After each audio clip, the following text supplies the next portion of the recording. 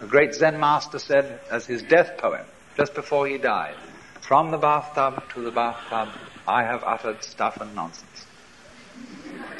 The bathtub in which the baby is washed at birth, the bathtub in which the corpse is washed before burial, all this time I have said many nonsenses. Like the birds in the trees go, twee, twee, twee, twee, twee, what's it all about? Everybody tries to say, oh, yes, it's a mating call. It's purposeful. Trying to get their mate, attract them with a song. That's why they have colors. Butterflies have eyes on them. Self-protection. Engineering view of the universe. Why do that? They say, well, it's because they need to survive.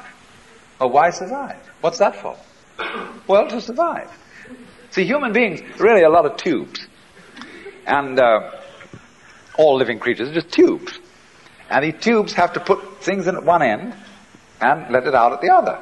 Then they get clever about it and they develop nerve ganglia on one end of the tube, the eating end, called a head. And it's got eyes in it, it's got ears in it, it's got little organs, antenna and things like this. And that helps you to find things to put in one end so that you can let them out the other. Well, while you're doing this, you see, the stuff going through wears the tube out. And so that the show can go on, the tubes have complicated ways of making other tubes who will go on doing the same thing. In at one end, out the other. And they say, well, that's terribly serious. That's awfully important. We've got to keep on doing this.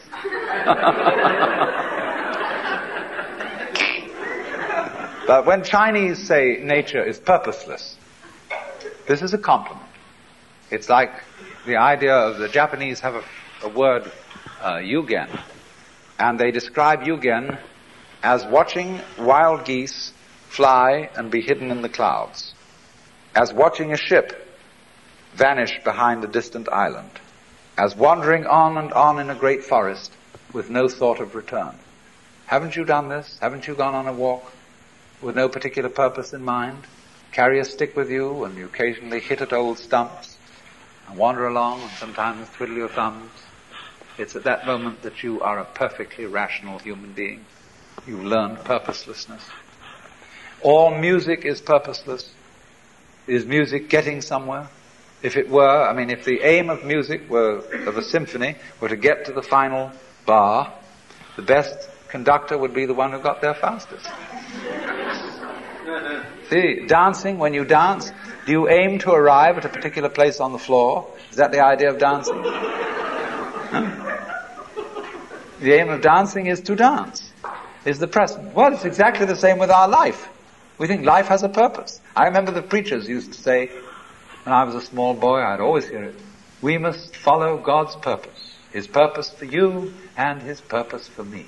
When I asked these cats what the purpose was, they never knew. They didn't know what it was. They had a hymn. God is working His purpose out as year succeeds to year. God is working His purpose out and the time is drawing near. The time when the earth shall be full of the glory of God as the waters cover the sea. What's the glory of God? Well, they weren't quite sure. I'll tell you what it is. In heaven, all those angels are gathered round the glory of God. That is to say, the which than which there is no whicher. Catholics call it the beatific vision, the Jews call it the Shekinah. And they're all those angels. And they're standing around it and they're saying, Alleluia, Alleluia, Alleluia, Alleluia. It means nothing. They're just having a ball. See, that's what happened in the beginning. When God created the universe, it was created like all stars, all planets, all galaxies. They're vaguely spherical. He created this and He said, have a ball. But before He said that, He said, you must draw the line somewhere. That was the real thing He said first. Before let there be light. That came later. First thing was, you must draw the line somewhere. Otherwise nothing will happen. You've got to have the good guys, the bad guys, you've got to have this, you've got to have that. The black and white, light and darkness. Must draw the line somewhere. Now, here's the choice then. Are you going to trust it or not? If you do trust it, you may get let down. And this it is yourself, your own nature, and all nature around you. There are going to be mistakes. But if you don't trust it at all, you're going to strangle yourself. You're going to fence yourself round with rules and regulations and laws and prescriptions and policemen and guards, and who's going to guard the guards, and who's going to look after Big Brother to be sure that he doesn't do something stupid. No go.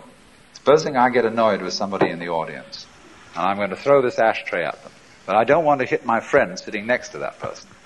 I want to be absolutely sure this ashtray hits that individual. And so I don't trust myself to throw it. I have to carry it along and be sure I hit that person on the head. See, I don't throw it because I can't let go of it. To throw it, I must let go of it.